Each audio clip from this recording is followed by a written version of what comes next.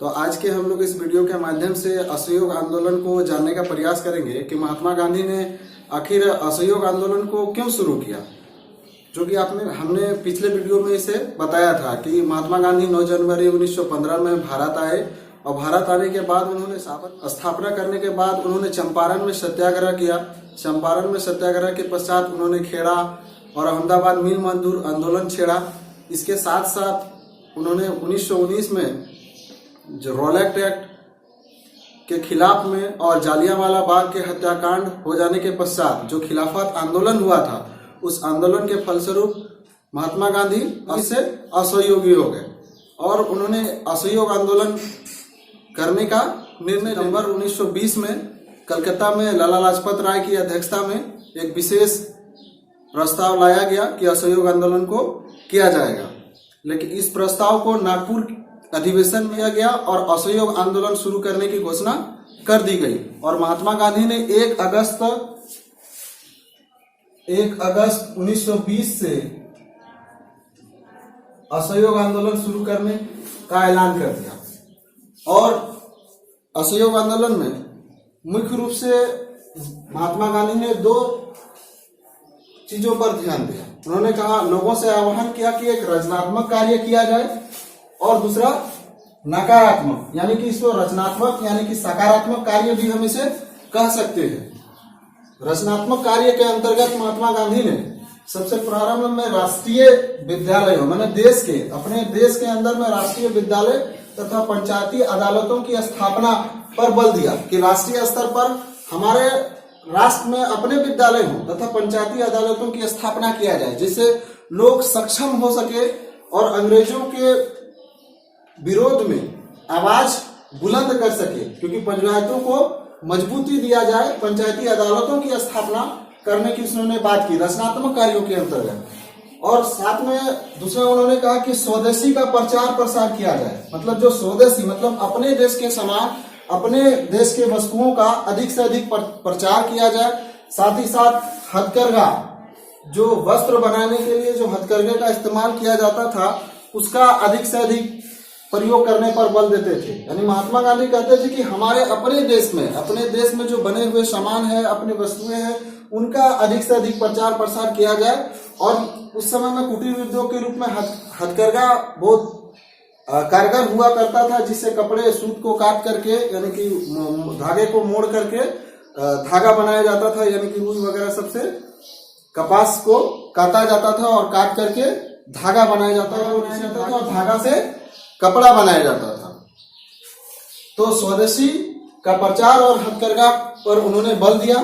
साथ ही उन्होंने अस्पृश्यता मतलब छुआछूत के महात्मा गांधी विरोधी थे, यानी कि इनका विरोध कर रहे थे कि अस्पृश्यता को खत्म किया जाए, यानी कि छुआछूत जो व्यक्ति विशेष में जो छुआछूत की भावनाएं चल रही थी, उन भावनाओं को खत्म करने की बात उन्होंने कहा। और साथ ही साथ हिंदू मुस्लिम एकता पर भी बल दिया कि हिंदू और मुसलमान एक साथ मिल करके भारत में एकजुटता के साथ अंग्रेजों के विरोध में लड़े, क्योंकि हिंदुओं के साथ में और यहाँ खिलाफत का मुद्दा भी आ चुका था कि 1919 में ही खिलाफत दिवस वगैरह सब भी मनाया गया था। अखिल भारतीय स्तर पर खिलाफत कमेटी का भी गठन किया गया था। तो ये एक साथ मिले और मिलने के पश्चात ही अंग्रेजों से मुकाबला किया जा सकता है, ये महात्मा गांधी का विचार था। तो हिंदू मुस्लिम एकता पर भी बल उन्होंने दिया। और साथ ही साथ नशीले पेय पदार्थ, जो नशीला यानी कि शराब वगैरह, ताड़ी वगैरह सब जो हुआ करते थे, लोग पिया करते थे, जिससे लोगों की जो सोचने समझने की क्षमता थी वो धीरे धीरे नष्ट होते जा रही थी। तो इस पर भी उन्होंने क्या किया कि बल दिया कि वो नशीले पेय पदार्थों पर प्रतिबंध लगाए। ये अंग्रेजी सरकार से वो मांगे रखी थी और लोगों से भी आह्वान किया था कि अंग्रेजों का इन चीजों पर प्रतिबंध लगाया जाए। और इसके अतिरिक्त महात्मा गांधी ने कुछ सकारात्मक के साथ साथ कुछ नकारात्मक भी कार्य करने के लिए लोगों से आह्वान किया था। लोगों से कहा था नकारात्मक कार्यों के अंतर्गत विधान पालिकाओं का बहिष्कार किया जाए। जो अंग्रेजी सरकार के अधीन विधान पालिकाएं हुआ करते थे, उनको बहिष्कृत किया जाए, उनसे लोग दूरी बनाए, उनको त्याग दे। साथ ही साथ सरकारी उपाधियों यानी कि सरकार के द्वारा से, अंग्रेजी सरकार के द्वारा से जो भी उपाधियां दी गई थी, भारतीय लोगों को उन उपाधियों को त्याग दे। महात्मा गांधी को भी जैसे केसरी हिंद की उपाधि दी गई थी, साथ ही जुलू पदक दिया गया था, बोअर युद्ध पदक दिया गया था, उसने महात्मा गांधी ने इन पदकों को अंग्रेजी सरकार को वापस कर दिया और महात्मा गांधी का अनुकरण करते हुए अन्य भारतीयों ने भी इसका अनुकरण किया और उन्होंने भी उपाधियों, सरकारी उपाधियों को लौटाना शुरू कर दिया था महात्मा गांधी का अनुकरण करते हुए। इन प्रशस्ति पत्रों को भी लौटाना में लोगों ने सरकारी उपाधियों और प्रशस्तियों को महात्मा गांधी का अनुकरण करते हुए लौटा दिया था। अगला है कि सरकारी स्कूलों यानी कि सरकारी के जो विद्यालय थे, अंग्रेजी सरकार द्वारा जो स्कूल, कॉलेज, अदालत चलाए जा रहे थे, उन चीजों का भी बहिष्कार किया गया। सरकारी स्कूलों को छात्रों के द्वारा से छोड़ा जाने लगा, कॉलेजों को भी छोड़ दिया जाने लगा। जो सरकारी अदालतों में वकील कार्य करते थे, वकीलों ने भी अपनी वकालत छोड़ दी। चित्तरंजन दास, मोतीलाल नेहरू, राजेंद्र प्रसाद जैसे अन्य जो भारतीय वकील थे, मशहूर वकील थे, उन वकीलों ने भी अपनी वकालत छोड़ दी। साथ ही साथ विदेशी कपड़ों, जो अंग्रेजी सरकार के द्वारा जो कपड़ा हुआ करता था, उन कपड़ों को भी बहिष्कृत किया जाने लगा, यानी कि उसका बहिष्कार किया जाने लगा। विदेशी वस्त्रों की होलिका जलाई जाने लगी, जगह जगह पर विदेशी वस्त्रों का होलिका दहन किया जाने लगा। वस्त्रों को एकत्रित किया जाता और उसमें आग लगा दी जाती थी। तो यह होलिका दहन हुआ, यानी कि विदेशी वस्त्रों को जला दिया गया। इसके साथ साथ सरकारी और गैर सरकारी जो कार्य होते थे, उनका समारोह जो हुआ करता था, उन समारोहों का भी बहिष्कार किया गया। सरकारी और गैर सरकारी जो समारोह हुआ करते थे, उन समारोहों का भारतीय लोगों ने बहिष्कार किया। साथ ही अवैतनिक पदों पर जो लोग, व्यक्ति विशेष भारत के लोग कार्यरत थे, उन लोगों ने भी अपने पदों से त्याग पत्र दे दिया। स्थानीय निकायों में जो नामांकित पदों का से भी उन्होंने क्या कर दिया, त्याग पत्र दे दिया।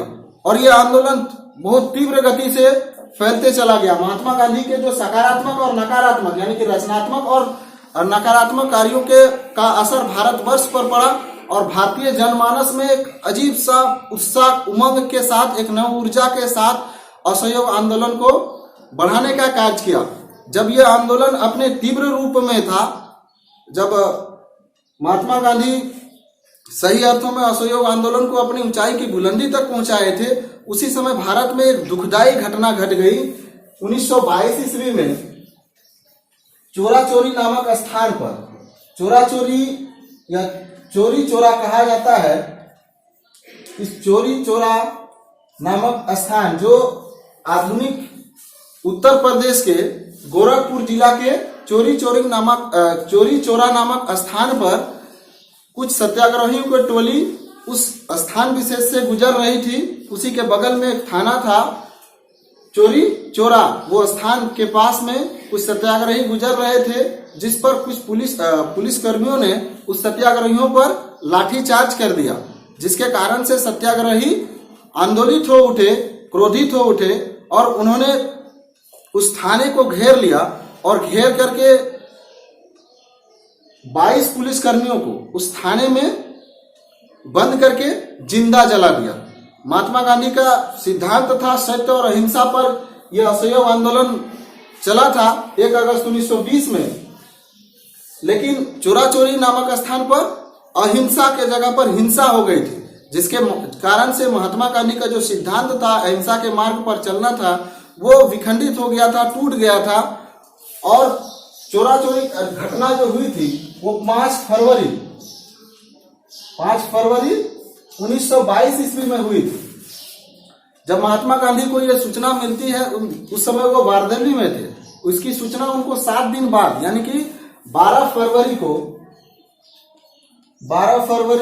1922 ईस्वी को महात्मा गांधी को इसकी सूचना मिलती है कि गोरखपुर जिला में चोरा चोरी नामक स्थान पर सत्याग्रहियों के द्वारा 22 पुलिसकर्मियों को जिंदा जला दिया गया है और वहां हत्याकांड हो गया है। तो महात्मा गांधी को जैसे यह सूचना मिलती है, महात्मा गांधी ने असहयोग आंदोलन वापस लेने का निर्णय ले लेते हैं और महात्मा गांधी के इस निर्णय का भारतीय अन्य नेताओं ने भी, वरिष्ठ नेताओं ने भी इसकी आलोचना की, लेकिन महात्मा गांधी झुके नहीं और उन आलोचनाओं को सुने भी नहीं और असहयोग आंदोलन लेने का पूर्ण रूपेण मन बना करके इस असहयोग आंदोलन को वापस ले लिया था। उस आलोचकों में कहा गया था, कुछ आलोचकों ने यानी लाला लाजपत राय ने भी कहा था कि किसी एक गांव की गलती की सजा पूरे भारतवर्ष को नहीं मिलनी चाहिए। यहां तक सुभाष चंद्र बोस ने भी कहा था कि जब राष्ट्रीय आंदोलन जब अपने उफान पर था, अपने चरम पर था, उस समय असहयोग आंदोलन को वापस लेना राष्ट्रीय शोक से कम नहीं था। लेकिन महात्मा गांधी झुके नहीं और उन्होंने असहयोग आंदोलन के वापस लेने के फैसले पर वो अडिग रहे। अंततः असहयोग आंदोलन को वापस ले लिया गया। इधर अंग्रेजी सरकार देख रही थी कि महात्मा गांधी की साख धीरे धीरे कम हो रही थी, उनकी पकड़ कमजोर होती जा रही थी राजनीति में। तत्पश्चात अंग्रेजी सरकार ने उन्हें 10 मार्च को उन्हें गिरफ्तार कर लिया गया। 10 मार्च को उन्हें गिरफ्तार कर लिया गया और उन्हें 6 साल की सजा दी गई।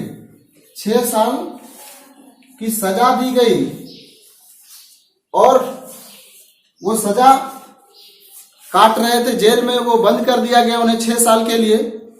लेकिन महात्मा गांधी की अस्वस्थता की स्थिति में 6 साल पूर्व होने से पहले ही अंग्रेजी सरकार द्वारा उन्हें छोड़ दिया गया और इस तरह से असहयोग आंदोलन अपने उद्देश्यों को प्राप्त करने से पूर्व ही ये खत्म हो गया। क्योंकि महात्मा गांधी ने कहा था कि इसी आंदोलन में कहा था कि 1 वर्ष में हम लोग स्वराज की प्राप्ति कर लेंगे, लेकिन ये स्वराज की प्राप्ति नहीं हो पाई थी। इस तरह से असहयोग आंदोलन अपने उद्देश्यों को पूर्ण करने में असफल रहा। लेकिन महात्मा गांधी ने अंग्रेजी सरकार की जड़ें हिला दी थी इस आंदोलन के द्वारा। आशा करता हूं इसके मदद से आपने असहयोग आंदोलन को जान लिया होगा।